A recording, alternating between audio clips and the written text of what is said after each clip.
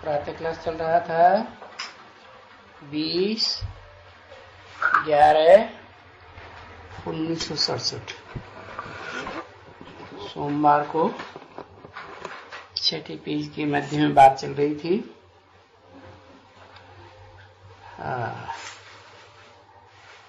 ये जो अलग अलग भाषाओं के ट्रांसलेटर्स होते हैं ना, उनको बहुत पगार मिलता है, लेकिन सबसे जास्ती पगार तो साइंस घमंडियों को मिलता है जो बॉम्ब्स बनाते हैं। तो वो हैं हद के बॉम्ब्स और ये हैं बेहद के बॉम्ब्स। नाम है ना, ये मौत के लिए है ना। एरोप्लेन की तो बात छोड़ दियो, वो तो बड़ी घूमने के लिए है। पर ये जो बॉम्ब्स सब कहते हैं, वो तो तभी तो समझेंगे ना। ये बॉम्ब्स की तो यही है, मिसाइल्स। जो शास्त्रों में लिखा है कि वो जो वृष्णवंशी यादव थे, उनके पेट से, बुद्धि रूपी पेट से मिसाइल से निकले, मूसल निकले, मूसल। मिसाइल्स को मूसल लिख दिया है। उनका आकार मूसलों जैसा होता है ना, तो एक दो को लड़ाते हैं, टकराते हैं। तो मनुष्य तो समझते हैं ना कि विनाश तो होने का ही है, और बॉम्ब्स तो विनाश है। भाई अच्छा एरोप्लेन, चलो भाई ये स्वर्ग की निशानी है। अभी ये बॉम्ब्स तो स्वर्ग की निशानी नहीं है ना। ये बॉम्ब्स तो नहीं स्वर्ग में होते हैं। वो तो संगम युग में ही होते हैं, चाहे हद के चाहे बेहद के। तो ये तो जरूर समझना चाहिए ना बच्चे कि भाई वहां स्वर्ग में एरोप्लेन तो होते हैं सुख देने के लिए, हाँ, परंतु ये बॉम्ब्स तो नहीं होते हैं तो दुनिया का विनाश करने के लिए। ये तो दुखदाई है ना। अभी बनाए हैं तो भी देखो कितना भय फैला हुआ है संसार में। भय फैला हुआ है ना, किसके लिए? कि बॉम्ब्स बन चुके हैं, दुनिया का विनाश का बारूद तैयार हो गया। अब क्या होगा? तो अब तुम बच्चों को मालूम पड़ गया कि सतयुग में विनाश तो नहीं होगा बॉम्ब से। बॉम्ब्स वहां गिरेंगे नहीं मौत के लिए, क्योंकि ये तो विनाश की निशानी है। अच्छा, तो ये भी तो समझ जाना चाहिए ना कि अभी इनसे विनाश जरूर होना है। बना ये कोई दुनिया की सजावट के लिए नहीं बनाए गए हैं, है? जैसे घर में खिलौने बनाते हैं सजावट के लिए, नहीं। तो विनाश तो होता ही है इनसे, ये पक्का है। बनाए गए हैं, इसीलिए तो बनाए गए। तो मनुष्य को समझना चाहिए ना कि भाई अब दुनिया का विनाश तो सामने खड़ा है।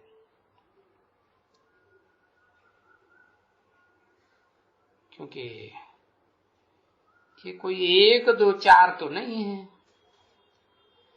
या एक दो देशों ने तो नहीं बना के रखे हैं। ढेर के ढेर देश हैं और गुप्त रूप से भी बनाते रहते हैं, क्योंकि एक तो ये निशानी है विनाश की, और दूसरे तुम स्थापना के लिए ज्ञान सीख रहे हो। किससे है? ज्ञान तो एक बाप से आता है, तो बाप यहां आया हुआ है ना।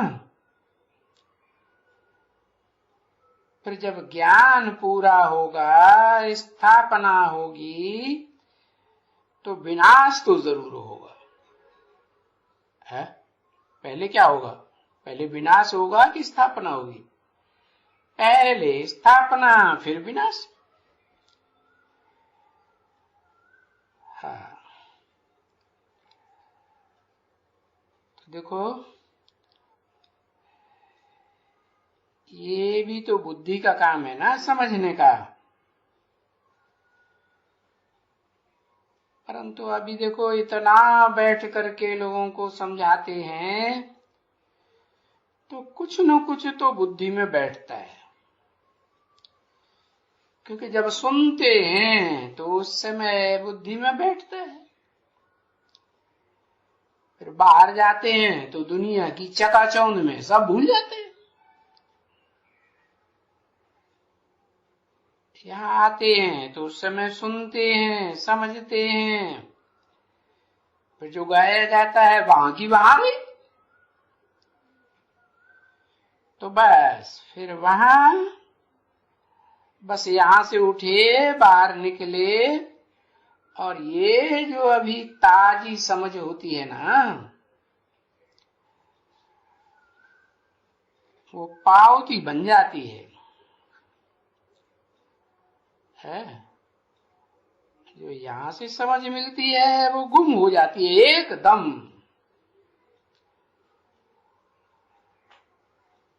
अगर गुम न हो जाए और धारणा हो जाए तो पीछे वो तो सर्विस करते रहेंगे,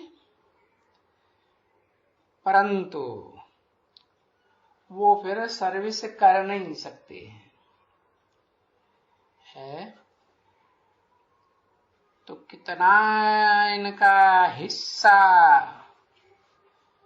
है नई दुनिया में सुख भोगने का हिस्सा चट हो जाता है, खत्म हो जाता है। नहीं तो कितना पूरा बाबा समझाते हैं अच्छी तरह से। ये जो समझानी बाबा देते हैं बैठ करके, कोई भाषण भी करो कहाँ तो भी तुम्हारी हियर हियर होवे। ये तो बिल्कुल क्लियर बात बताते हैं, समझा ना। और है तो ये गीत का अर्थ तो निकला ना।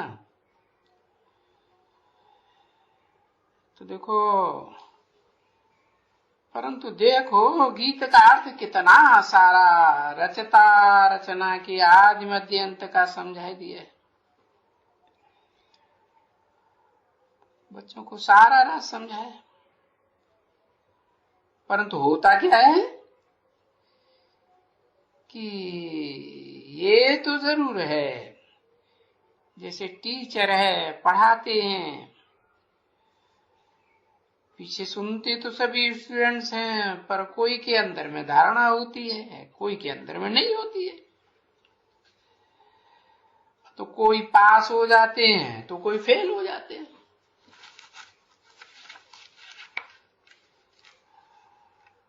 हाँ, बिल्कुल फेल हो जाते हैं एकदम, समझे ना। क्योंकि ये तो बड़ी नॉलेज है ना एकदम,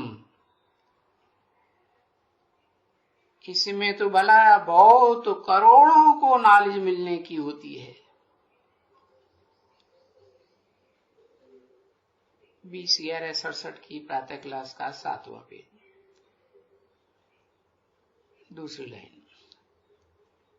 तो इसमें तो फिर प्रजा में तो आ जाते हैं ना। कौन? जो थोड़ा भी सुनते हैं वो प्रजा में तो आ जाते हैं, बाकी पुरुषार्थ तो नहीं करते हैं। है जो सुनते हैं उसका मनन चिंतन मंथन करें और बाप को याद करें। राजयोग से राजा ही है, तो राजा ही तो नहीं पाते हैं, प्रजा वर्ग में तो आ ही जाएंगे। क्योंकि अभी सुना है तो कभी तो ये कहेंगे ना कि इसने नॉलेज तो लिया है, जरूर कुछ न कुछ सुना है, तभी तो प्रजा में आते हैं ना। बाकी जो समझते हैं कि हमको ये लक्ष्मी नारायण बने, अरे उनके तो नैन चैन बातचीत करना ये तो बिल्कुल ही न्यारा होता है। और वो कोई छुपे थोड़े ही रहते हैं ना बच्ची, वो तो अपना शो करते ही हैं। है और शो करते हुए भी आया कि माया के तूफान, तो क्या करेंगे? है? किसकी बात हो रही है? अरे लक्ष्मी नारायण की बात हो रही ना। तो उनके सामने तूफान आएगा तो क्या करेंगे? हटाए दिया एकदम पूरा। क्योंकि इसमें तो बहुत तूफान में गिरते हैं एकदम। ये जो काम का शत्रु है ना, उसमें तो एकदम लेटाई देते हैं। वो बड़ा तीखा दुश्मन है। जैसे दो पहलवान लड़ते हैं ना, तो जो तीखा होगा वो क्या करेगा? धक्क से जमीन पर लिटाई देगा। हाँ? तो अरे उस दुश्मन के कारण कौन है? काम महाशत्रु के। तो किसे कहेंगे? कहेंगे ये आंखें। तो ये सभी जो बाप बैठ करके समझाते हैं, ये समझाने, इसको तो ज्ञान कहा जाएगा ना बच्चे। तभी तो ये गीत है ना, हे भगवान। क्योंकि बस हम तो भगवान के लिए ही कहते हैं कि आओ, आकर के हम घोर अंधियारे में पड़े हैं, आकर के हमारे ज्ञान का दीपक जगाओ। तो किसको कहते हैं? ज्ञान का दीपक है जगाओ, भगवान को कहते हैं।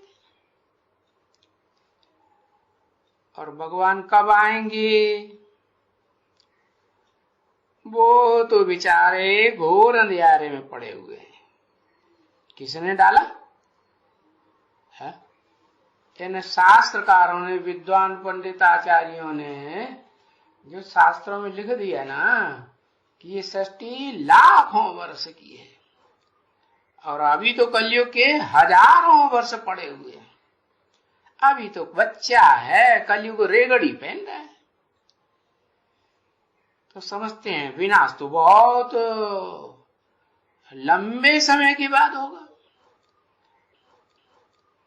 है तो वो तो अभी बोलता है 40,000 वर्ष के बाद भगवान आवेंगे। है तो भाई वो सब तो घोर अंधियारे में हैं। वो शास्त्र बनाने वाले विद्वान पंडित आचार्य और जो उनकी बातों पर विश्वास करने वाले हैं, वो दुनिया वाले भी घोर अंधियारे में। और इस बात की भी ब्राह्मणों की दुनिया में शूटिंग होती है कि नहीं है? हाँ, यहाँ भी रिहर्सल होती है। घोर अंधियारे में पड़े, यहाँ कौन सी रिहर्सल होती है? यहाँ कौन से वेद शास्त्र हैं?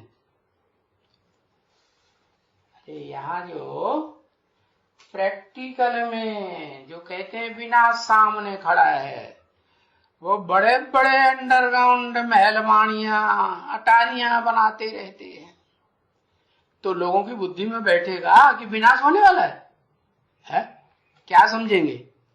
ये हमको पैसा कमाने के लिए बेवकूफ बना रहे हैं और खुद तो कंक्रीट के मजबूत मजबूत मकान बनाते चले जा रहे हैं। तो देखो, घोर अंधियारे की शूटिंग हो रही है कि नहीं हो रही? नहीं हो रही है। तो इसलिए जो कुछ भी कल पहले हुआ है, ये सभी कौरव विनाश काले विपरीत बुद्धि है। क्यों कौरव नाम दिया? कहते हैं कुरु की संतान थे। किसकी संतान? कुरु की संतान। कुरु माने करो। क्या करो? अरे कर्मेंद्रियों से कर्म करो। तो कर्मेंद्रियों से कर्म करेंगे हैं, तो ये नहीं समझते हैं कि कर्मेंद्रियों में मुख्य कर्मेंद्रिय कौन सी है जो पहले कर्म करने के लिए आगे आ जाएगी है? जो बाप बताते हैं ये महाशत्रु है। कौन सी कर्मेंद्रिय है? सब कहेंगे कि कामेंद्रिय। तो कर्म करो, उनका ये कर्म है सबसे बड़ा है। मन बुद्धि में घूमता ही रहता है। तो वो जो कुरु है, कहते हैं करो करो, कुरु की संतान हुए कौरव। उनके लिए फिर शास्त्रों में लिखा है कि विनाश काले विपरीत बुद्धि। जब विनाश का काल आता है तो बुद्धि विपरीत हो जाती है।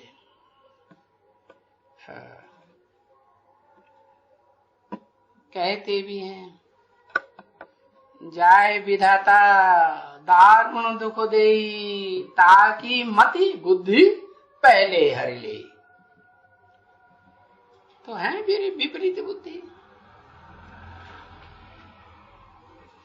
तो यही ख्याल से हैं घोर अंधियारे में। तो अब घोर अंधियारे में कोई दुनिया में सब तो नहीं आते हैं, सब आते हैं। तुम बच्चों के लिए क्या कहेंगे? अभी घोर अंधियारे में हैं, अभी तो नहीं कहेंगे कि घोर अंधियारे में है। फिर तुम बच्चे, ब्राह्मण बच्चे, उस 5000 वर्ष की दुनिया की शूटिंग तो यहाँ करते हो कि नहीं? रिहर्सल करते हो ना?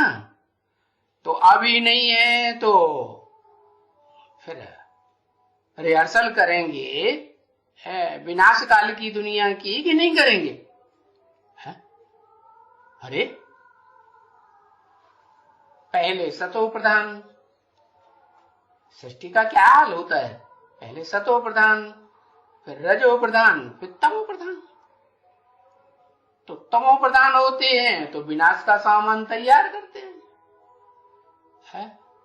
रजो प्रधान होते हैं तो कर्मेंद्रियों से कर्म करते हैं। और जब सतो प्रधान होते हैं तो सभी धर्मों में सतो प्रधान धर्म तो पहले होता है ना शुरुआत में।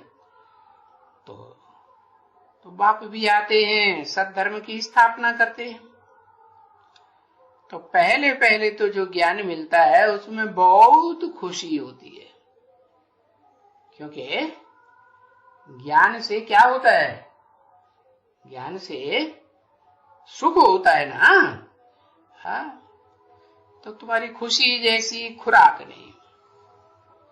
फिर धीरे धीरे दूसरों की बातें सुनते सुनते, औरों के संपर्क संबंध में आते आते सुनी सुनाई बातों से कितनी दुर्गति को पाए लेते हैं। ब्राह्मणों की दुनिया में भी दुर्गति होती है या नहीं होती? नहीं होती, होती है। तो ऐसे दुर्गति को पाने वाले फिर यहाँ आते नहीं है। आपने तो बता दिया है कि एक से ज्ञान सुनना चाहिए, अनेकों से सुना तो व्यभिचारी ज्ञान हो जाएगा, और व्यभिचार से तो दुनिया का विनाश होता है ना। तो बताया आएंगे वो ही जो कल पहले आए हुए हैं। झाड़ में भी नए नए पत्ते धीरे धीरे निकलते रहते हैं ना, हैं? तो नए नए निकलते रहते हैं, पुराने पुराने झड़ते रहते हैं। क्यों? जब नए नए ज्ञान में आते हैं तो सत्व प्रधान एक से सुनते हैं, एक में विश्वास बैठता है, श्रद्धा बैठती है। फिर अनेकों की बातें सुनते हैं, संसर्ग संपर्क संबंध में आते हैं, तो फिर विविचारी ज्ञान हो जाता है। फिर वाचा भी विविचारी, कर्म भी विविचारी। तो ये भी हम ब्राह्मण सब जानते हैं। क्या क्या जानते हैं? कि जैसे ब्रॉड ड्रामा में ये दुनिया 4 अवस्थाओं से पसार होती है, वैसे रिहर्सल शूटिंग टाइम में भी ये दुनिया, ब्राह्मणों की दुनिया, ब्राह्मणों के द्वारा रिहर्सल होती है ना, तो ये दुनिया 4 अवस्थाओं से पसार होती है।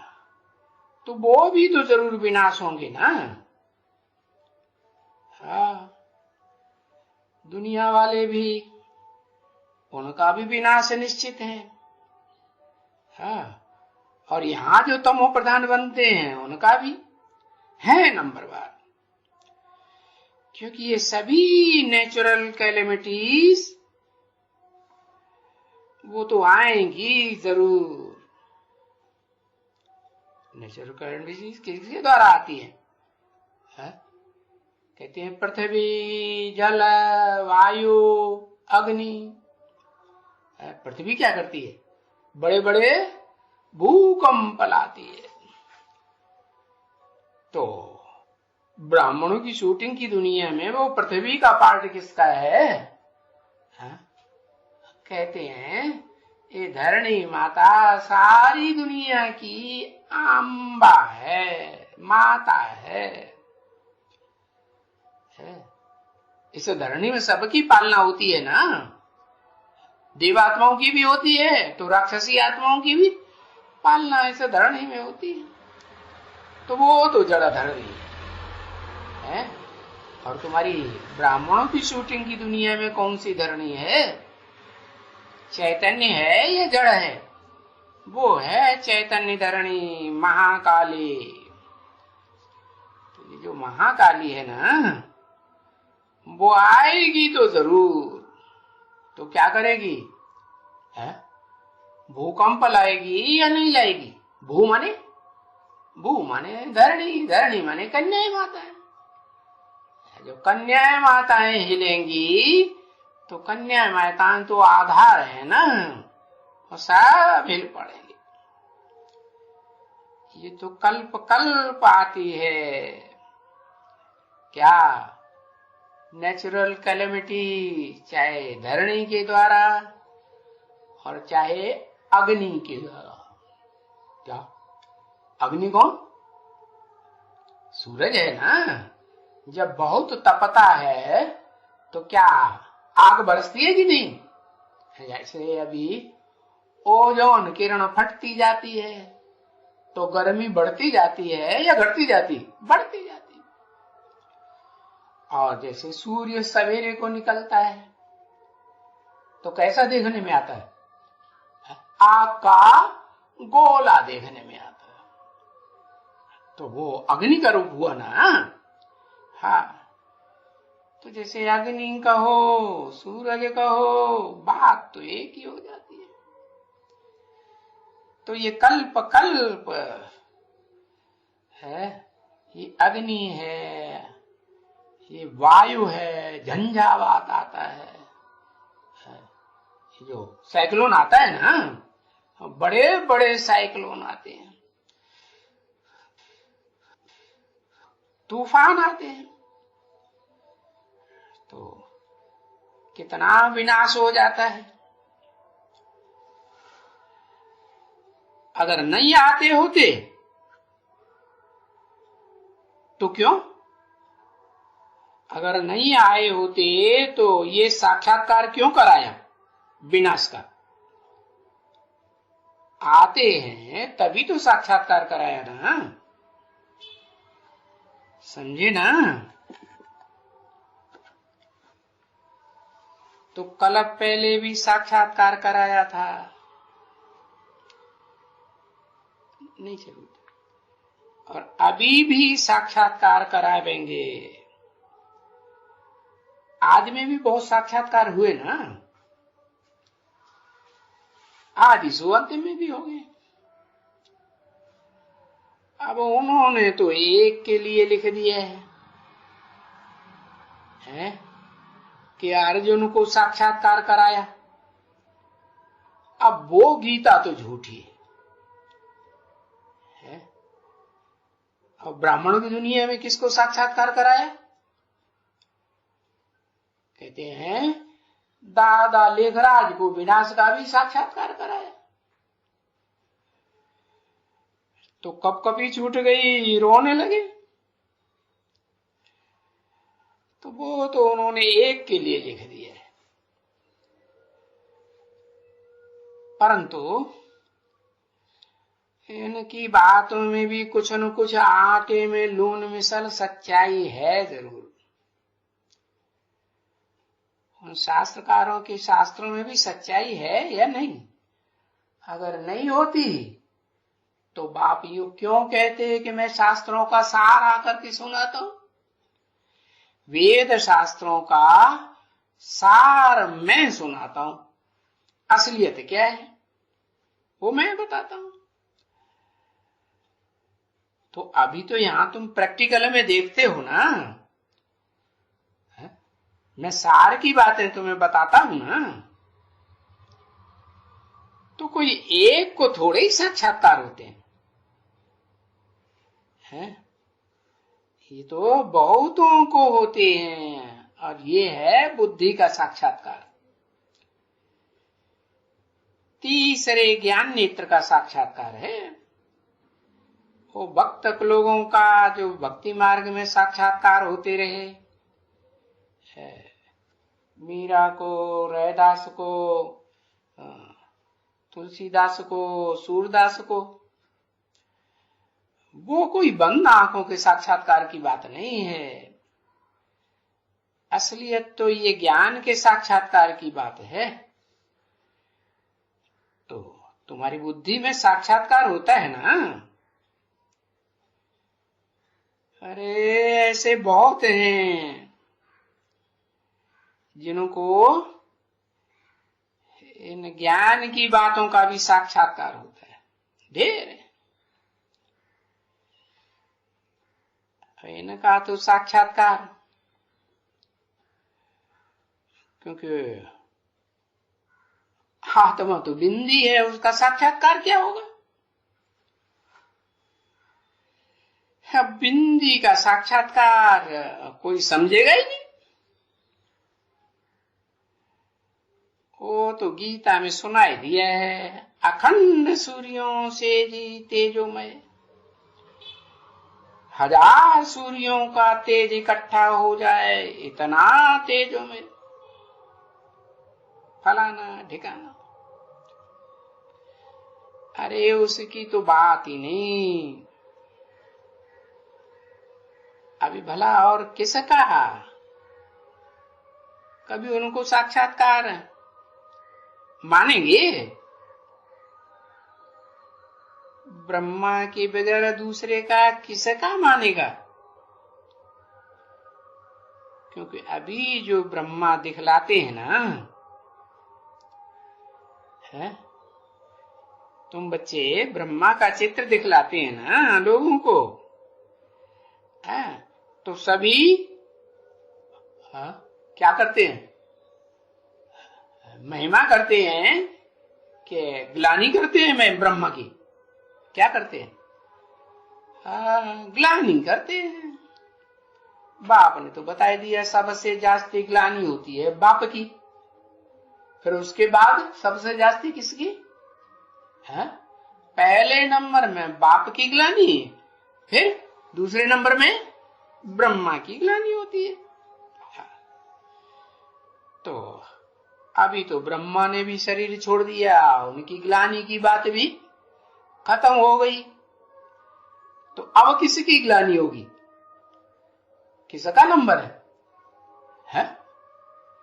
कहेंगे ब्रह्मा की ग्लानि के बाद फिर बाप की ग्लानि। तो सभी गालियां देते रहते हैं, ठीक है ना? अच्छा, भला अगर ये बाप नहीं होता, मान लो कृष्ण होता, तो कृष्ण को तो इतना सुंदर सलोना है, मंदिरों में कितना सजाते हैं, तो कृष्ण को क्यों क्या गाली देंगे? है भाई कोई देते हैं? ये तो सिद्ध कर दिया, जबकि कृष्ण तो कभी नहीं था, है जिसने ये सुनाया हो, भगवान ने आकर के कृष्ण में सुनाया, ये भी तो नहीं हो सकता है। अरे कृष्ण तो 16 कला संपूर्ण होते ही है सतयुगी स्वर्ग में, तो स्वर्ग में भगवान को आने की क्या दरकार कृष्ण के अंदर? ये हो ही नहीं सकता। तो बाप तो अभी कहते हैं मुझे कोई सतयुग में याद थोड़ी ही करते हैं, है सतयुग में तो सुख ही सुख होता है, वहां तो दुख होता ही नहीं। तो ये तो गायन है, दुख में सुमिरन सब करें, सुख में करे न कोई, है तो दुख में याद करते हैं। तो अब कोई समझे कि कृष्ण में कैसे आएंगे? जो कृष्ण है ही 16 कला संपूर्ण, बल उन्होंने शास्त्रों में द्वापर में दिखाई दिया है, द्वापर के अंत में। अरे न शास्त्रों में क्या गड़म बगड़म कर दिया। एक तरफ शास्त्रों में लिखा हुआ है कि सतयुग 16 कला संपूर्ण, त्रेता 14 कला संपूर्ण, द्वापर 8 कला से शुरू होता है और कलयुग कला ही, ऐसे भी लिखा हुआ है। तो जब द्वापर के अंत में कृष्ण आया तो 16 कला संपूर्ण कहां से हो गया? है? जैसा टाइम होगा उसी अनुसार तो जन्म होगा ना। है? तो बताओ, कहते हैं कृष्ण में आया भगवान, और वो आएंगे भी कैसे? है वो तो आएंगे पतित में पावन बनाने के लिए, जो पतित होगा उसमें आएंगे, है और साधारण पतित नहीं है। पतितम कामी कांटे में आएंगे। वो सुधरेगा तो सब सुधर जाएंगे, है?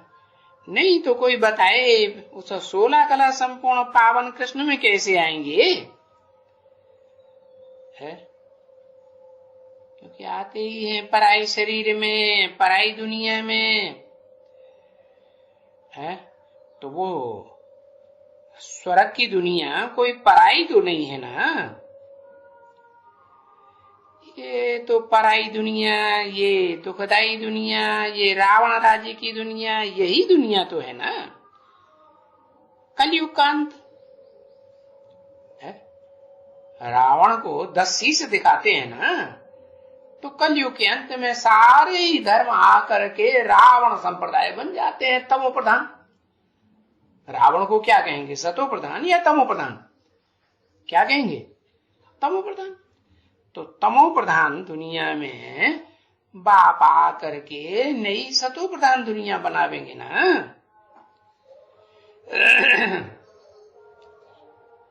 तो ये जो पराई दुनिया है ना, किसकी पराई? रावण की पराई। हाँ, और ये सतयुग जो है, स्वर्ग, रामकृष्ण की दुनिया, ये तो अपनी दुनिया है। तो ये भी तो रंग बात हो जाती है ना बच्चे। तो बाप आकर के हर एक बात राइट समझाते रहते हैं कि तुम अपनी बुद्धि से जज करो कि ये जो कृष्ण है, ये कृष्ण बराबरी कैसे बैठ करके मुरली सुनाएंगे, है? जिनको मंदिर में बच्चे के रूप में पूजा जाता है? और सो भी भला वो मुरली क्यों दिखाई है? काठ की मुरली, ये मुरली क्यों दिखाई?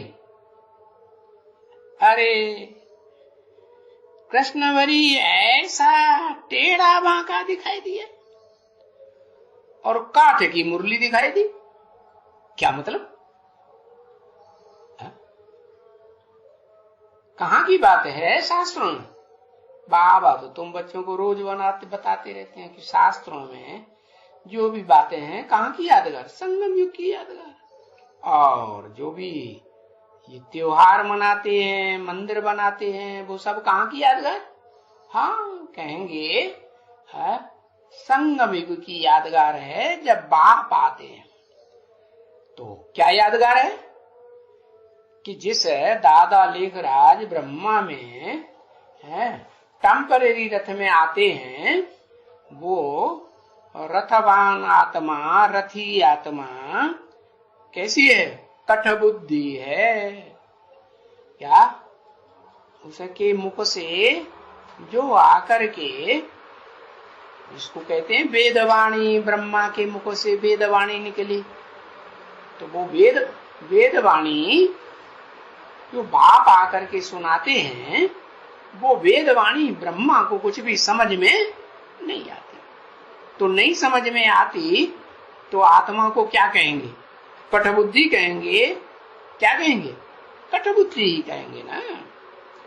तो काठ की मुरली दिखाई दी है भक्ति मार्ग में, हाँ, क्योंकि उनको गहराई तो उसकी समझ में नहीं आती। अरे दुनिया के जो सामान्य विद्वान पंडित होते हैं, कवि लोग होते हैं, उनकी कविता में कितनी गहराई होती है? कि ऊपर ऊपर की उथली बातें नहीं। तो देखो कृष्ण भरी ऐसा टेढ़ा बांका दिखाई दिया। टेढ़ा बांका क्यों? जरूर टेढ़े बांके काम करते होंगे ना, है? कभी टेढ़े बांके क्या काम? अरे गोद में लेने से कोई संग का रंग लगता है क्या? पति से पावन बन जाते हैं, बनते हैं। अरे काठ की मुरली सुनाने वाला कठ बुद्धि और गोद में लेगा तो कैसा बनाएगा? कठबुद्धि ही बनाएगा ना। तो बताया। और फिर बाप तो कहते हैं राजयोग सीखने से तुम्हारी बुद्धि तो सालिम बुद्धि बनती है।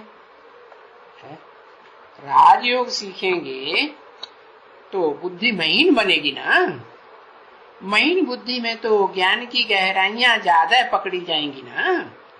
नहीं पकड़ी जाएंगी तो वो तो कुछ जैसा सुनाई दिया बाप ने मुख से, बस वो ही रिपीट करते रहते हैं। नई बात कुछ भी मनन चिंतन मंथन करके निकाली नहीं जाती है।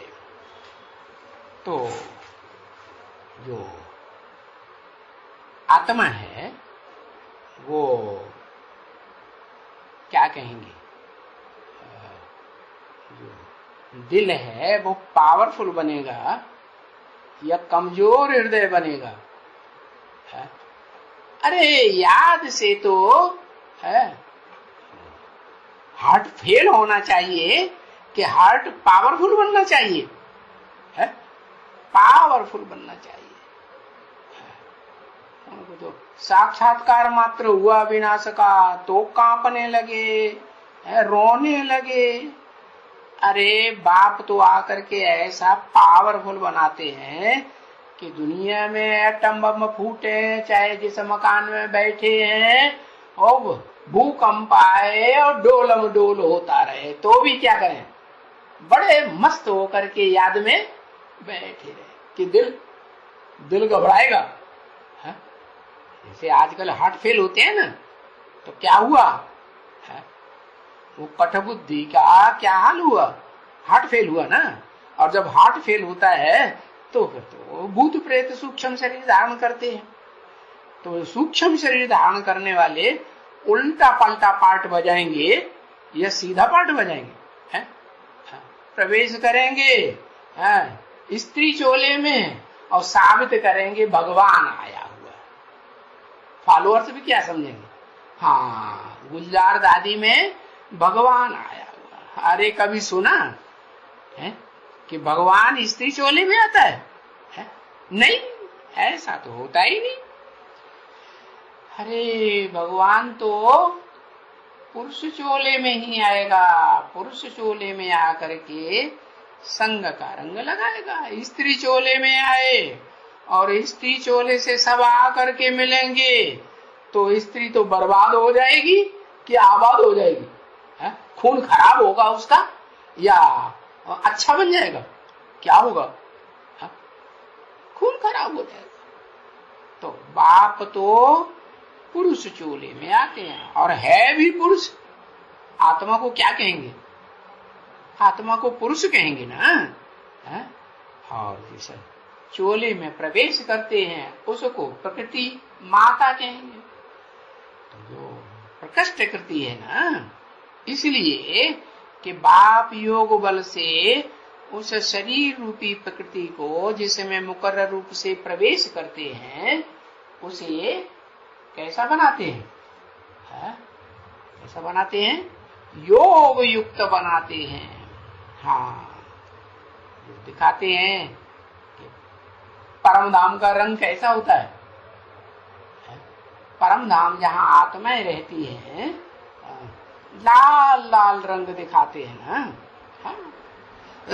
तो तुम बच्चे तो जानते हो कि वो माता, जिस माता के गर्भ से ये सारा संसार जन्म लेता है और ये 16 कला संपूर्ण कृष्ण भी जन्म लेता है कि नहीं? वो भी जन्म लेता है। और उसको जन्म देने वाली माता जहां से जन्म लेती है वो भी कहां से आती है? कहेंगे परम ब्रह्म से आती है। कहां से आती है? परम ब्रह्म लोक परम धाम से ही कहेंगे ना। हाँ, ऊंचे धाम वो है। तो बताया उसका रूप कैसा बन जाता है? एकदम जैसे आग का गोला बन जाती है। ऐसे और तालवाल थोड़े ही कुछ होता है जो उन्होंने दिखाई दिया है। हिरण्यगर्भ है, सोने का गर्भ, सोना तो चमकता हुआ लाल लाल दिखाई देता है ना, तो ऐसी कोई बात नहीं। मनुष्य तो मनुष्य ही होते हैं। हाँ, ये है उनमें रूहानियत की लालिमा दिखाई देती है चेहरे से, नहीं? हाँ, और जिसमें जिस्मानियत होगी, जिसमें पतितपना होगा, तो चेहरा काला होता जाएगा या लाल टमाटर जैसा होता जाएगा, है? हाँ, तो बताया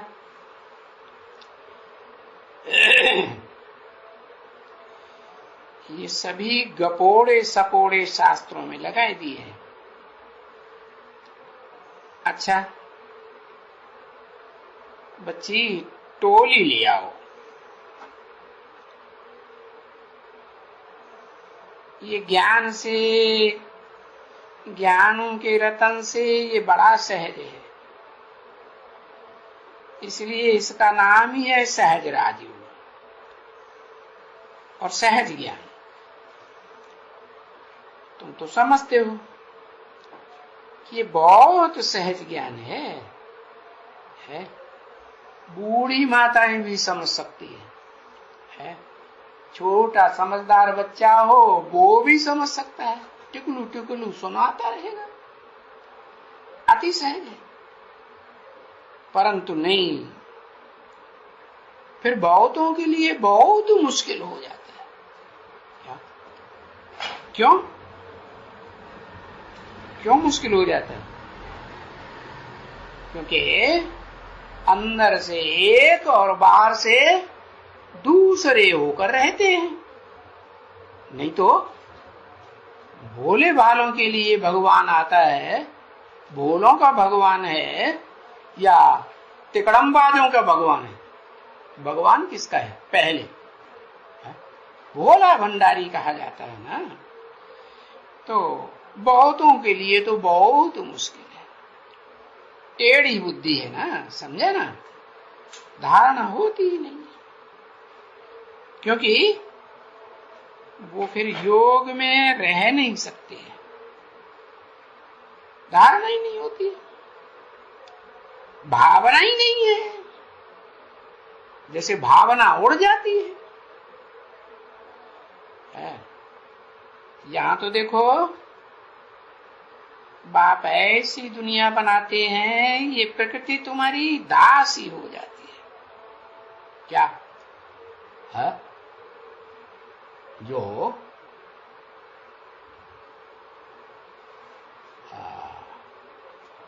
गर्मियों का मौसम हो ना, और गर्मियों के मौसम में जहां बहुत गर्मी होनी चाहिए, अगर प्रकृति तुम्हारी दासी बनेगी तो बहुत गर्मी के मौसम में ठंडा ठंडा बरसात बीच बीच में करती रहेगी कि नहीं है? हाँ, करती रहेगी। तो बताया यहां तो बाप आते हैं प्रकृति को धीरे धीरे तुम्हारी दासी बनाने के लिए आते हैं। अभी तो देखो दुनिया में प्रकृति, ये नेचर कितना घमासान मचाती रहती है और तुम्हारी दासी बन जाती है। हाँ, तो देखो ये ज्ञान की क्रांति रख दो है। हाँ, फिर क्या होगा? शांति आ जाएगी। ये दासी अक्षर निकल जाएगा, निकल जाएगा ना है? उन्होंने झंडा बनाई दिया है यादगार, तो वो जो रंग है क्रांति वाला, वो झंडे में कहां दिखाया है? ऊपर है या नीचे है या बीच में है? ऊपर दिखाया है। तो ऊपर क्यों दिखाया है? क्योंकि नीचे का रंग जो है वो श्रावण में जो अंधा होता है ना, उसको हरा ही हरा दिखाई पड़ता है। तो जैसे गांधी जी को क्या दिखाई पड़ता था, है कि अब राम राज्य लाएंगे, राम राज्य आएगा। तो हरा ही हरा दिखाई पड़ता था ना। राम राज्य आया कि रावण राज्य आ गया? क्या आया? है? रावण राज्य। वो तो हद के गांधी। और यहाँ ब्राह्मणों की दुनिया में ये हैं बेहद के गांधी है। बाहर से लोग समझते थे वे बड़ा अच्छा काम किया है, और समझते थे कि जो सुभाष चंद्र बोस हैं उन्होंने तो ठीक काम नहीं किया, उन्होंने तो टक्कर लेकर के अंग्रेजों को नाराज कर दिया। तो अंग्रेजों ने और बहुत दुख दिया भारतवासियों। तो ऐसे थोड़े ही है? अरे बिना लड़ाई के राजाई मिलती है क्या? मिलती है? दुनिया में जितनी भी हिस्ट्रियां हुई हैं उन हिस्ट्रियों को उठा के देखो, लड़ाई के बगैर राजाई मिली नहीं। तो ये महाभारत लड़ाई प्रसिद्ध है। बाप कहते हैं ये महाभारत लड़ाई सामने खड़ी है। अरे दुनिया में तो बाद में, पहले तो ब्राह्मणों की दुनिया में जहां रिहर्सल होती है ना, वहां की यादगार है शास्त्रों में। क्या? महाभारत लड़ाई हुई, और उस लड़ाई में क्या हुआ? कौरव और यादव अपनी राजाई हार गए, खलास हो गए। और कौन जीते? पांडव जीत गए।